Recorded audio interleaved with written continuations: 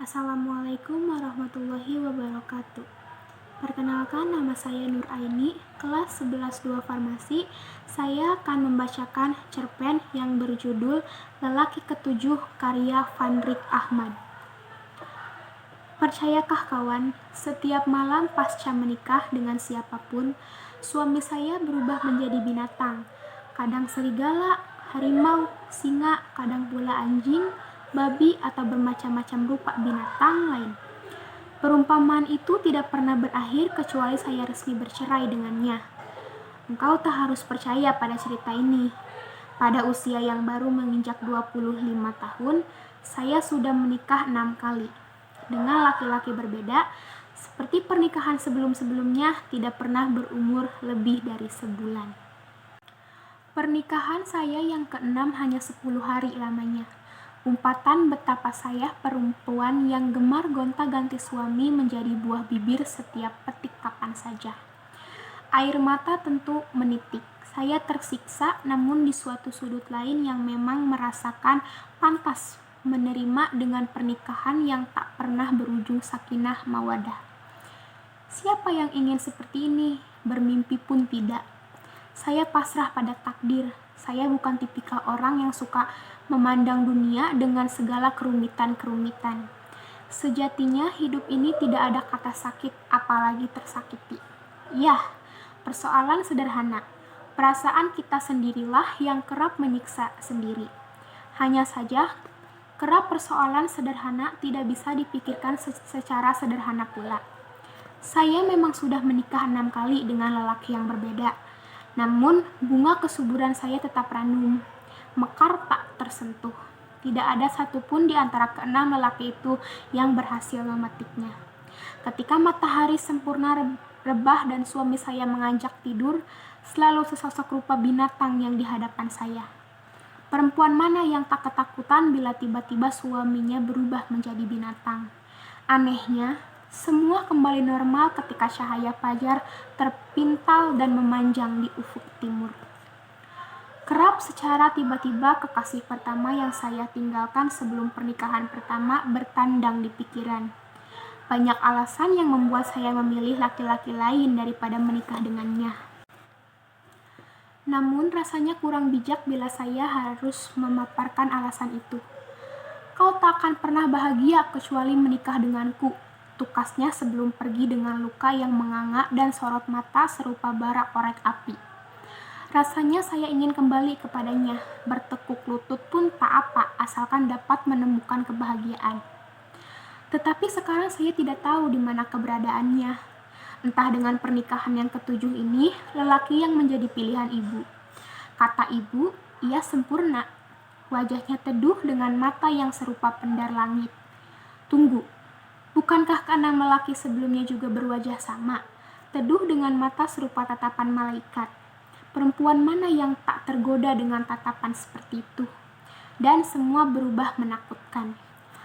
Sudahlah, apapun yang terjadi, saya yakinkan pilihan ibu sebaik-baiknya pilihan.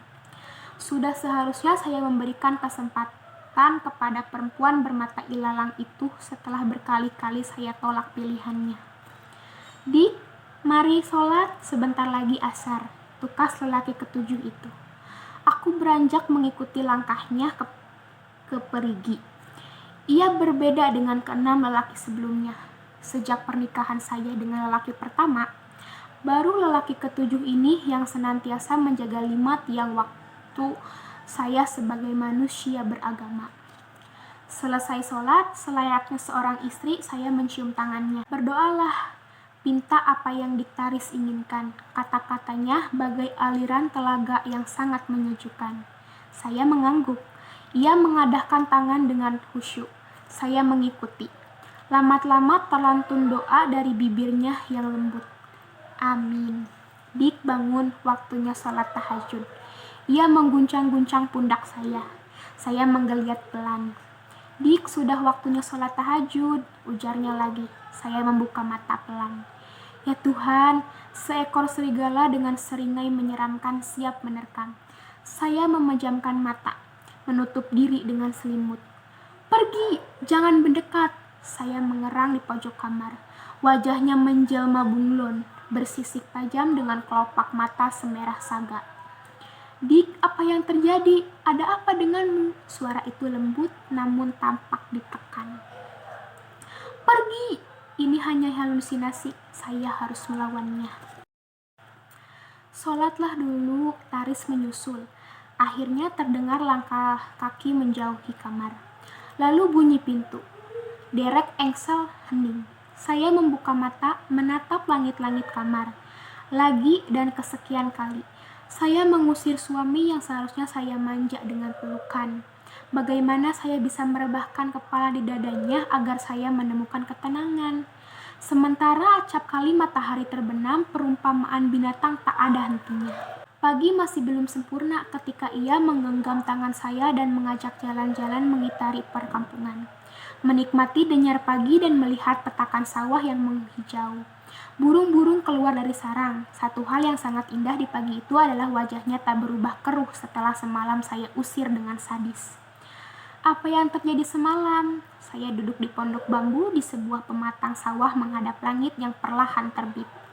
Saya menghela napas dan menghembuskan pelan. Semoga semua bisa terjawab pagi ini. Setiap malam merenggut, halusinasi itu pasti datang, perubahan wajah pada semua orang yang menjadi suami Taris. Taris tidak tahu apa penyebabnya, semua kembali normal ketika azan subuh berkumandang. Saya melihatmu menjadi seekor bunglon dan serigala. Kejadian seperti ini sudah berlangsung lama, sejak pernikahan pertama. Rasanya Taris lelah sekali. Saya bisa mengerti. Mari bersama-sama untuk menyembuhkan penyakit ini. Dik Taris tidak keberatan jika saya sebut penyakit. Tidak, Taris memang selalu menganggap ketidakwajaran adalah penyakit. Ibu juga selalu bilang bahwa apa yang Taris rasakan adalah penyakit. Tak ada yang sulit selama kita mau berusaha dan berdoa. Matahari sudah tinggi, kita pulang sekarang, katanya seraya membantuku berdiri. Sudah 2 bulan 5 hari kami menikah. Selama itu saya tidak pernah tidur dengan suami saya. Setiap matahari kembali ke peraduan, ia selalu menjauh. Saya sepai bertanya, tidakkah bosan dengan keadaan seperti ini? Bukankah pernikahan itu hanya sebagai alas pemuas nafsu? Itu anggapan yang salah. Keinginan biologis tentu pasti ada, tetapi tujuan menikah semata-mata karena untuk menyempurnakan agama. Tahukah Dik Taris bahwa kesenangan dan kebahagiaan itu berbeda? Kesenangan muncul dari nafsu, sementara kebahagiaan datang dari hati. Kesenanganlah yang membuat kita tidak pernah puas, tukasnya. Lalu apa gunanya jika seorang istri tidak bisa memanjakan suami? Soal Dik Taris tidak bisa melaksanakan kewajiban layaknya seorang istri, saya ikhlas. Barangkali ini adalah cobaan bagi saya, bagi keluarga kita. Saya tatap lekat wajahnya yang bening, mata yang tak jauh berbeda dengan pendar langit pagi. Mata itu seolah memberi energi kesabaran, air mata tak bisa saya sembunyikan. Ia berdiri di ambang pintu, krek, krek, tangannya membandul daun pintu berulang ke depan, belakang. Sesekali memainkan gelendel. Tampak ada sesuatu yang dicari. Entah apa, Bubungan tak lepas dari perhatiannya. Ia mundur 2 langkah, pandangannya ke depan tak terbatas. Diam cukup lama. Lalu kembali lagi posisi semula, dan maju 2 langkah hingga kedua kakinya menyentuh tanah. Ia menatap langit. Aneh, desisnya setelah melihat pintu berulang kali. Ada apa? Saya coba memberanikan diri. Tidak apa-apa, sudah sholat? Ya, air mukanya tampak keruh. Saya diam, tidak tahu harus berkata apa. Tanpa memberitahu, saya yakin ada sesuatu yang disembunyikan dalam pikirannya. Coba ke sini. Saya pun mendekat. Pandangilah langit itu. Saya manut. Sekarang lewati pintu itu dan pandangi lagi langit yang tak dipandang. Saya melewati daun pintu itu dan memandang langit pada titik yang sama. Apa Dik Taris merasakan sesuatu yang janggal? Saya terhenyak. Benar, langit tampak berbeda, lebih hitam dan gelap. Saya mendekat ke sisinya dan kembali memandang langit pada titik yang sama. Langit tampak lebih cerah, lebih berenergi. Kenapa bisa berbeda? Entahlah, saya juga tidak tahu. Nanti saya coba tanyakan pada Kiai Zainur, tukasnya. Kiai Zainur adalah pengasuh pesantren di mana ia menimba ilmu agama. Katanya, Kiai Zainur ahli dalam perkara ilmu-ilmu gaib. Mega belum sepenuhnya hilang saat Kiai Zainur mengetuk daun pintu. Namun saya sudah mengunci pintu kamar sebelum gelap menancapkan cakarnya. Saya mencuri pandang dari celah-celah pintu.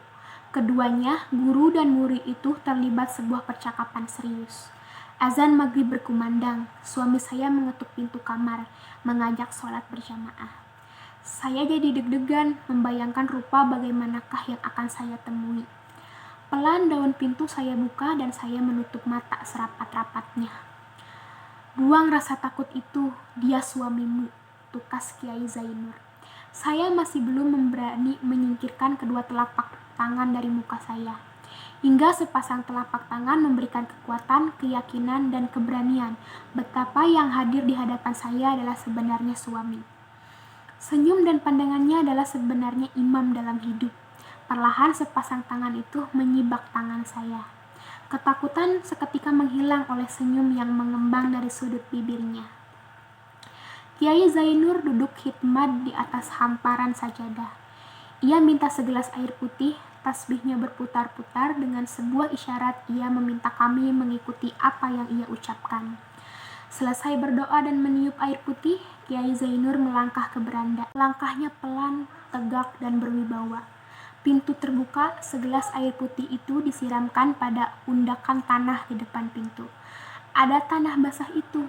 Ia menyuruh suami saya menggalinya dengan tangan. Selang beberapa menit ada yang tampak di permukaan. Sehelai kain usang. Panjangnya kira-kira 2 jengkal. Suami saya segera menyerahkannya. Sehelai kain kafan, tugas Kiai Zainur. Kami tersipaku. Diam dalam bahasa masing-masing. Mempertanyakan kain itu mengapa bisa terpendam di depan rumah. Sesungging senyum dari masa lalu tiba-tiba hadir dalam pikiran. Tetapi saya tidak berniat untuk menceritakannya. Bulan menggantung di pelepah randu. 2 buah bohlam di kerubung serangga malam. Gigil, tentu saja. Paras bulan sempurna rebah di wajahnya yang teduh. Matanya serupa langit berbintang. Kami menghabiskan separuh malam dengan zikir. Tentu setelah kami menunaikan kebahagiaan yang sempurna. Terima kasih sudah menonton video ini. Semoga bermanfaat. Sekian, wassalamualaikum warahmatullahi wabarakatuh.